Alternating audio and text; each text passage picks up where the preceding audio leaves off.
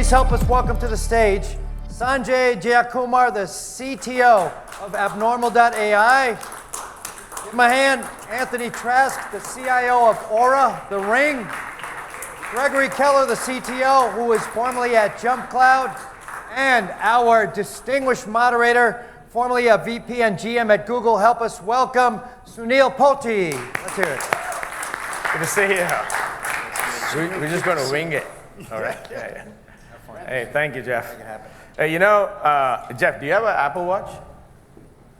No, you have an Android? So it's good man. Google Watch. Okay, good man. But you get a sign when your kids give you an Android or an Apple Watch is when a sign that they're worried about your health. So my daughter gave me and my wife an Apple Watch, which we don't use as much anymore, but we did use it for a period of time. And the one data point that it shows is, how much did you sleep? And if you folks know it, there's things called core sleep, deep sleep, and all that. Anyway, the reason I'm bringing that up is if you actually used an Apple Watch or an Android watch for sleep during the day, which I now do now that I don't have a job, okay? 3 p.m. to 3:30 p.m. is perfect time for deep sleep, by the way. All right? So it's all about the illustrious panelists here to keep us awake for 25 minutes. I know this is like a hard stop for some of you folks. So without any further ado, let me maybe feel free to introduce yourself quickly, and then we can get into it. Yeah. Sunil, great to see you, Sunil. Likewise. And, hello, everybody. Greg Keller, co-founder and CTO of JumpCloud. 2-second primer. Who here has heard of Active Directory? Right? Shake your heads this way. About 12 years ago, my co-founder Rajat Bhargava and I decided that we wanted to give the world an alternative to that. Fast forward, 12 years later, a global operation later, we've achieved that mission and have provided the world at least another way to look at cloud-based authentication and authorization. Fantastic. Well, I can talk a lot about sleep if you like. I can imagine. We're not going to get into that.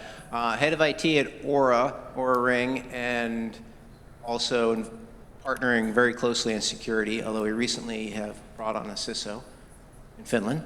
And I'm just here to share. That's great. Great to be here. Good to see you all. I'm the co-founder and CTO at a company called Abnormal.ai. Email security is what we do. So we protect about 30% of the Fortune 500. And it's interesting that, it's 2025 and we're still talking about email security. The reason is AI is being used by threat actors. These threats are now coming in from your customers, your supply chain, right? And every company has 30,000 vendors in your supply chain. And there's a new form of AI attacks on email security now. Yeah, I think when I first got introduced to Sanjay, I was like, man, I've always wanted to talk to somebody at Abnormal deeply, because I don't know how many of you folks still use, obviously we use Gmail. It's pretty decent, maybe even Microsoft, but I still use my Yahoo account. And I don't know when Abnormal will make it normal, okay, or before I number it out. But anyway, on that note, one other thing with these panel presentations, or in general any of these presentations, is you have to choose wisely where you're in the series. What I mean by that is there's a reasonably non-zero chance, sometimes a high probability chance, especially if you're preceded by good discussions like the ones that you've had before, where they might actually cover your topics, okay? So some of the questions that I actually was going to propose just happen to be covered by some of the other folks. Like, for example, at least in cybersecurity, I'm sure everybody knows about this, is, the 2x2 when, sort of like matrix of reward versus risk is ever present in cyber, right?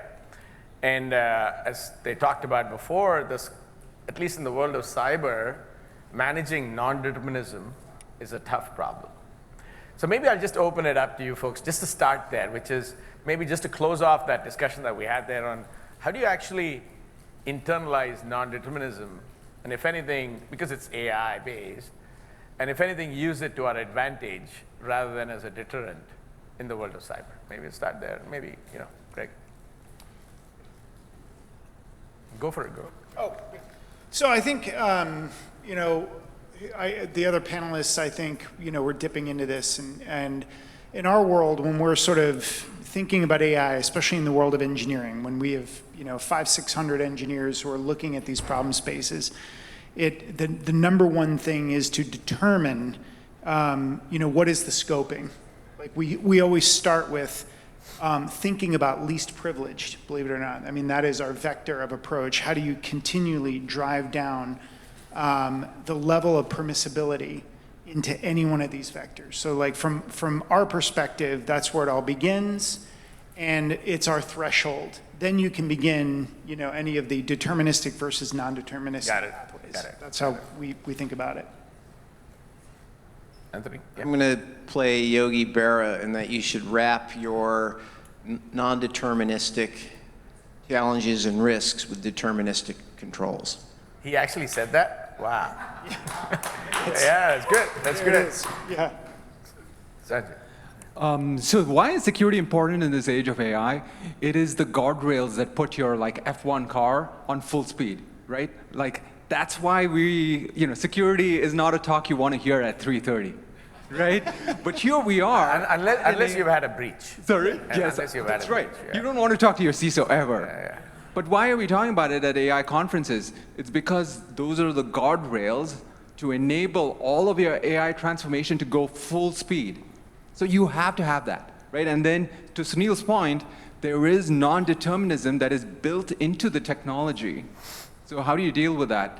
The way to think about that is that just as you would with a human employee, the same way you need to think about it with AI agents, right? You're not going to bring a human employee who's fresh out of college and say, go do your job. You give them a handbook.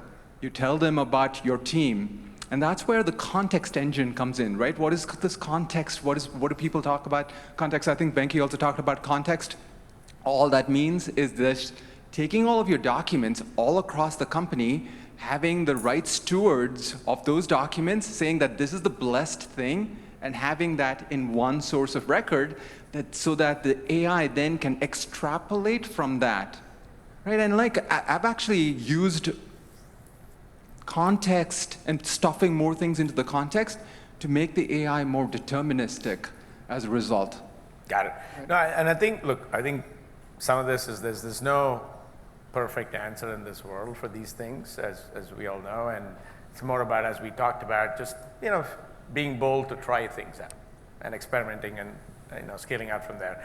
And of course, when people talk about AI and security, they always break it down into these two themes, right? AI for security and security in AI, and it's like a commonly discussed topic. Maybe I'll just ask each of you just one simple, crisp example of where AI has helped you in your security product. I know Abnormal does a lot of abnormalism, right? Fundamentally, but at least both in terms of pre-AI, at least in the world of JumpCloud, to something that you felt was really useful, and then maybe in Ōura as a company itself, as a product itself, it's a very interesting area, right? So. That's a softball question. Sure. So think about 3:30 p.m. Yeah. Yeah. It's, imagine 12 years of growth, lots of iterations of the product and its evolution, and data did sprawl everywhere. So you have monoliths, big data stores, and then you have sort of microservices that have similar data. Here's where the AI truly helped. Within the last 2 years, we're not late adopters of AI. We've been using different forms of it for years. It gave us context.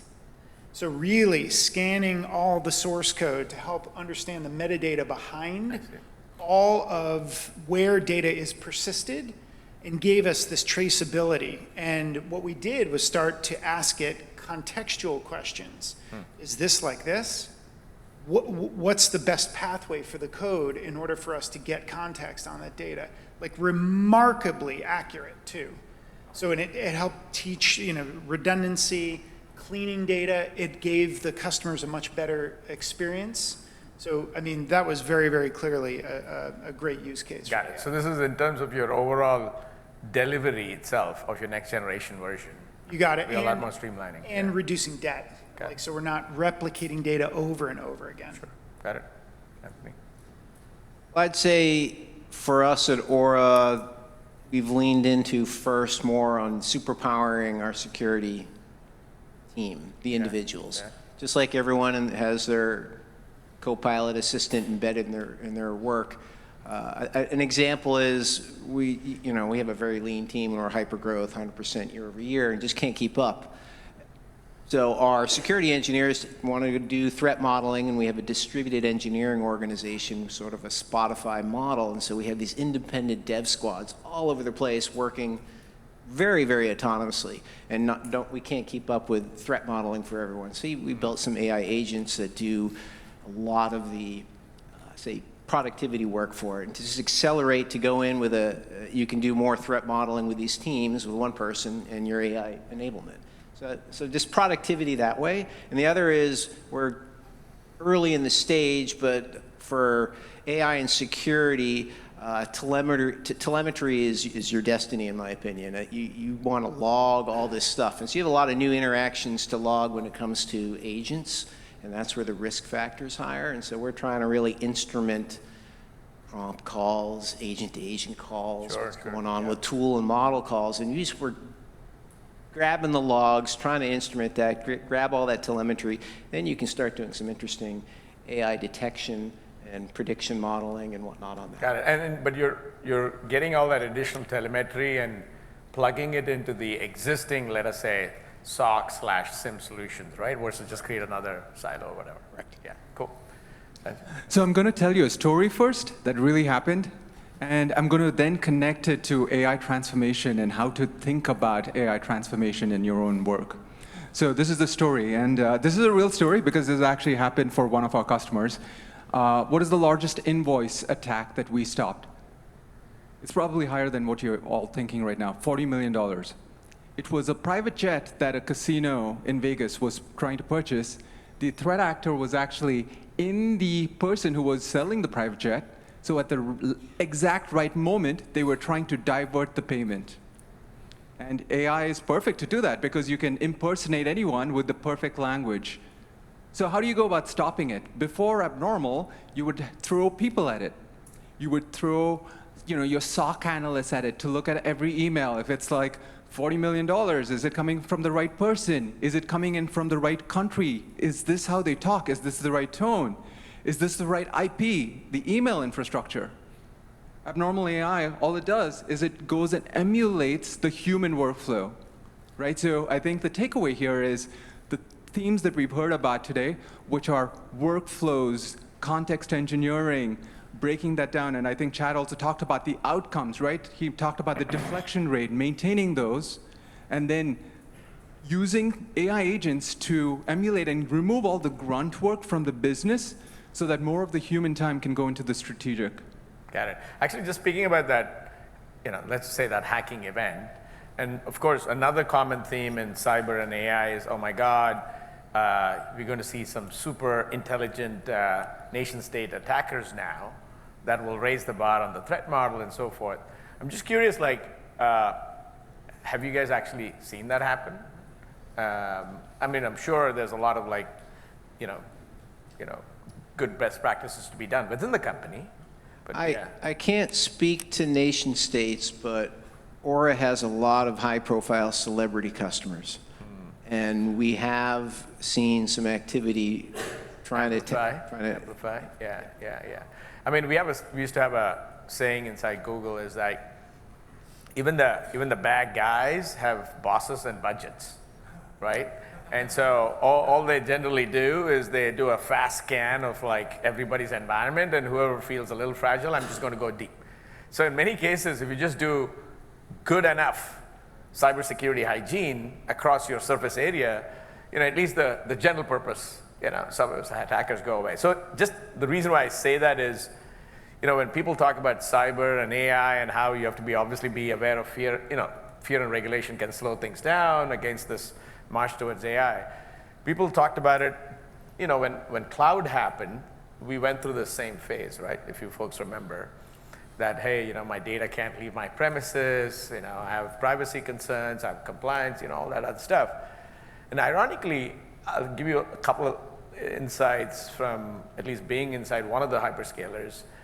was we used to have some CISOs from big banks come, either join or be in the design in the early design partnerships. And after a period of time, the pendulum swung where people actually realized that being inside a Google or being inside one of these hyperscalers was more safer than in their complex existing environments.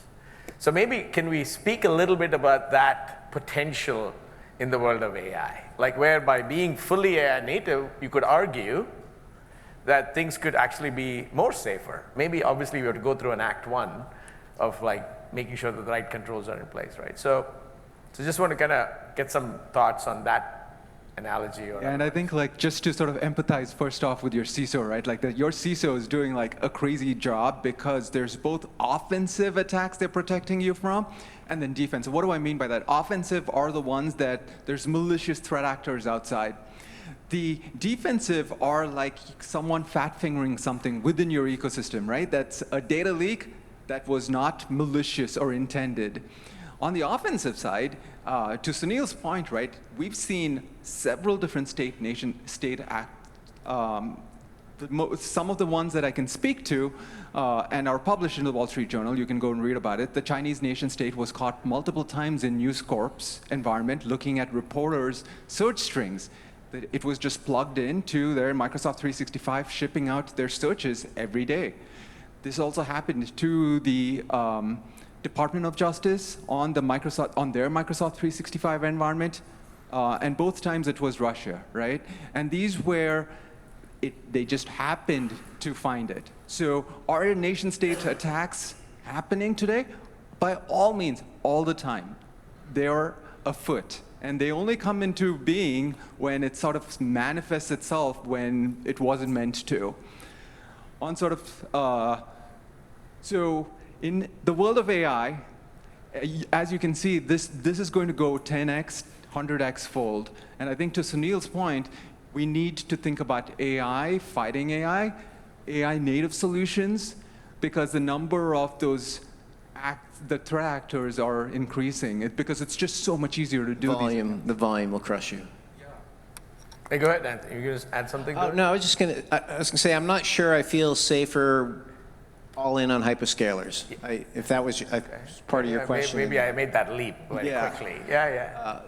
Granted, sure, the AI research and tooling that comes out. Yeah. So I'm more in not where I'm hosting my data, but my architecture and the tools that I'm using is what I'm focusing on. Yeah, it makes sense. Makes sense. Here's what we know. Yeah.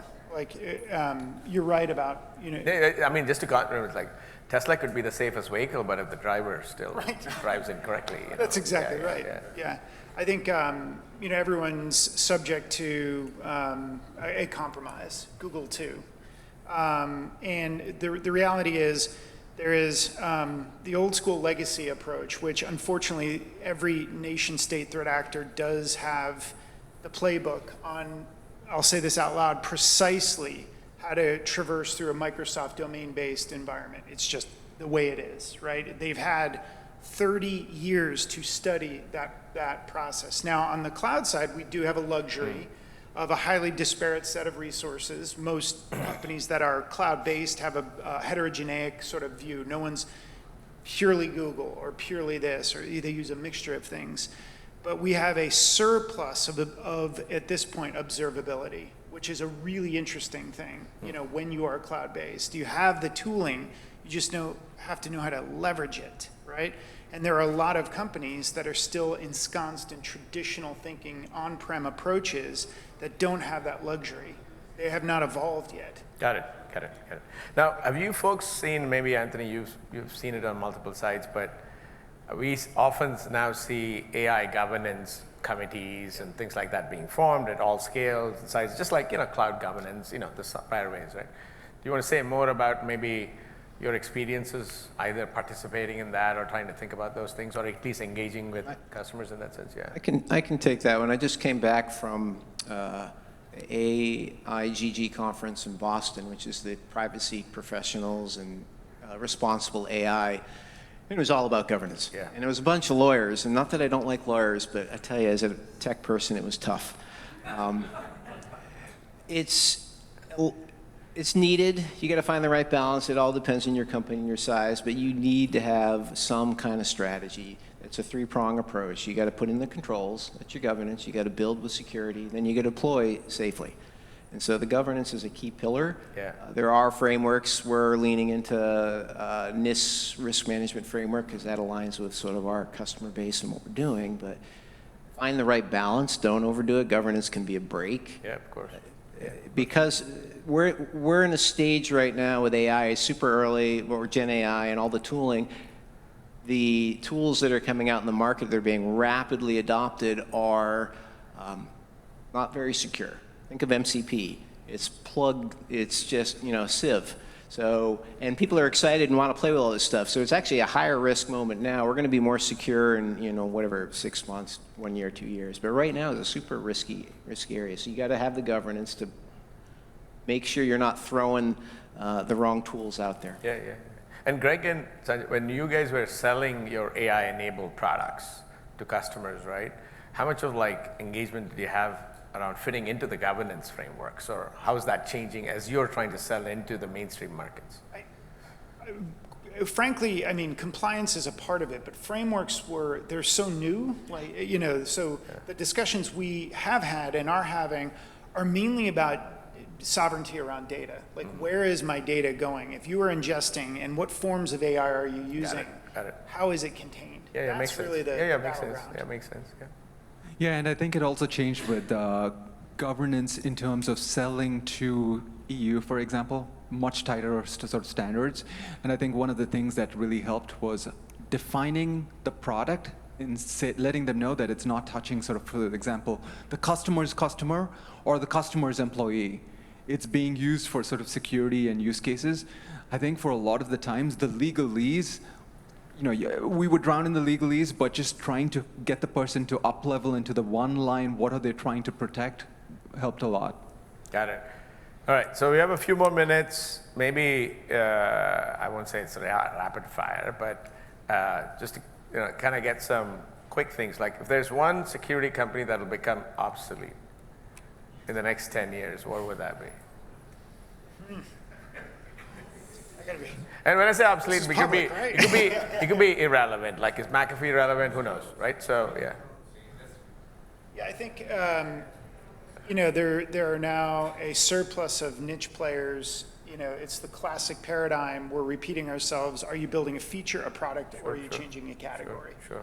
And there's plenty of features being built right now. So you don't want to name anybody? Oh, you guys, Anthony, you want to name somebody as a, you know, you've seen.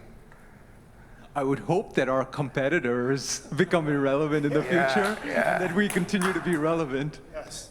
Yeah. Microsoft. Yeah. Okay. Okay. What about maybe outside of the frontier labs and maybe the large cloud companies? Who do you feel would be a great AI partner for you? The kind of, I mean, you know, leave atomic work aside, right? But who do you feel like? Yeah. For us, it's very clear. It's not one, it's two. It's Google and it's CrowdStrike. Outside of hyperscale, oh, so it's probably, okay, CrowdStrike, Yeah, okay. I think, you know, that Sounds good. pound Sounds for good. pound. I'm pretty excited with what we're doing with Wiz right now. Okay, cool, good.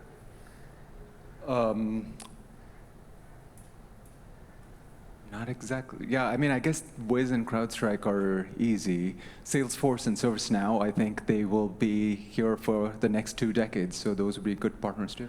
Gotcha, gotcha. And then one last question, like, so in the world of like cybersecurity, do you feel like the CISO role, just like, you know, we had data pop up and chief data officer came out, there's some discussions around chief AI officer. What's your, you know, point of view on, is the CISO role going to remain, I wouldn't say, you know, the same, but is it going to, no, I wouldn't say completely disappear? Are there going to be 2 different types of roles, you know? I have pretty strong opinions about this. Quickly, yes, it will change. It will converge on a more technical-oriented role, and it will involve IT very deeply. They will not be separate ships sailing in different directions. Got it. They will be unified. Good, good. Yeah. I would agree. I'm seeing, it was first separated, but Yeah. I'm seeing more and more the synergy between IT and security. It's not going to go, the role's not going away. You still need CISO. Yeah. Sounds good? Yeah. I think it's going to stay, but it's actually going to accelerate because of so much of AI impacting IT, causing acceleration. I've already seen CISOs become CIOs, CIOs become COOs, and larger roles. Yeah, it's great. All right, well that, I think it's time to wrap up. Maybe Jeff, you have some jokes for us after this, right? Okay, thanks again, folks. Thanks.